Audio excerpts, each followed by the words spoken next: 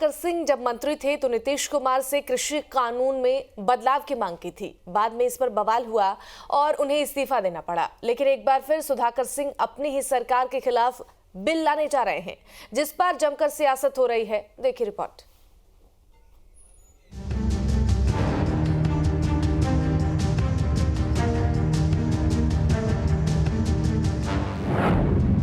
कभी सरकार की नीतियों पर सवाल। एक कृषि रोड मैप है, साफ तौर पे इसमें लिखा है कि करना चाहिए 2012 में, 10 साल बाद भी नहीं हुआ। कभी शराबबंदी कानून पर सवाल। जैसे भगवान दिखते नहीं है लेकिन भगवान सब जगह है, इसी तरह से शराब ऐसी चीज बन गई है।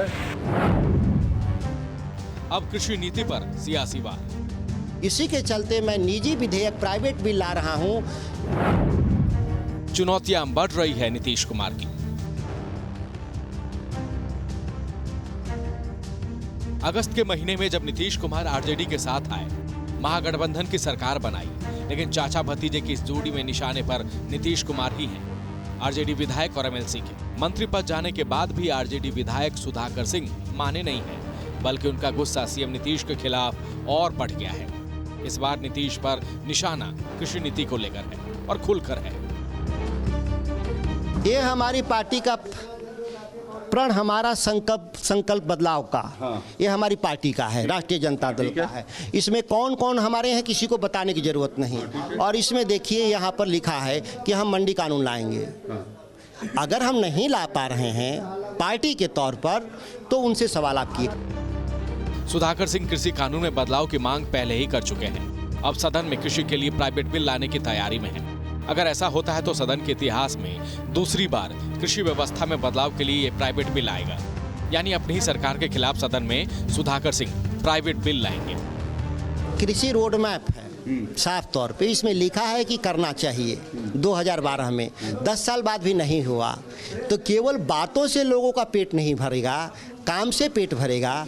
और जब काम की बारी आई तो निश्चित तौर पर उसमें सरकार में सहमति नहीं बन पा रही। इसी के चलते मैं निजी विधेयक प्राइवेट बिल ला रहा हूं कि उस समय विधानसभा के भीतर सभी को, इस राज्य के भीतर पता चले कि किसी क्षेत्र में सुधार को कौन व्यक्ति रोकना चाहता है। अब घर का भेदी ही लंका ढाए तो विपक्ष के लिए मौका भुनाने का अवसर हो जाता है। अब जब भेदी सामने हो, उस पर सख्त कार्रवाई भी हो, बावजूद इसके वो नीतीश कुमार के खिलाफ मुखर ही रहे, तो फिर सवाल उठते हैं किसकी शह पर सुधाकर सिंह और रामबली चंद्रवंशी जैसे आरजेडी नेता नीतीश के खिलाफ बयानवीर हो गए हैं। देखिए, मुझ पे तो यही बात लग रही है कि नीतीश कुमार की ताबूत में अंतिम कील होंगे सुधाकर जी, क्योंकि इसी वजह से, चूंकि वो नीतियों के खिलाफ बोल रहे थे।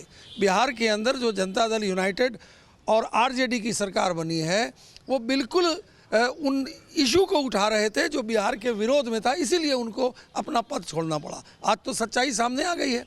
माननीय नीतीश जी, इनकी कथनी और करनी अलग है। ये जो बोलते हैं वो करते नहीं हैं। आज कौन से व्यंजन में बिहार का है? ये जो बोलते थे कि हर व्यंजन में देश में बिहार का कोई ना कोई खाना होगा। छोड़िए उनकी बात, क्या बोल रहे हैं, उनको तो सभी आप देख ही रहे हैं कि उनके बारे में हम नहीं बोलेंगे। ठीक है, उनका अपना मिजाज है, काम करने का तो तरीका है, लेकिन इतना जरूर कि हमसे उम्र में बड़े हैं और पढ़ाई में हमसे सीनियर रहे हैं।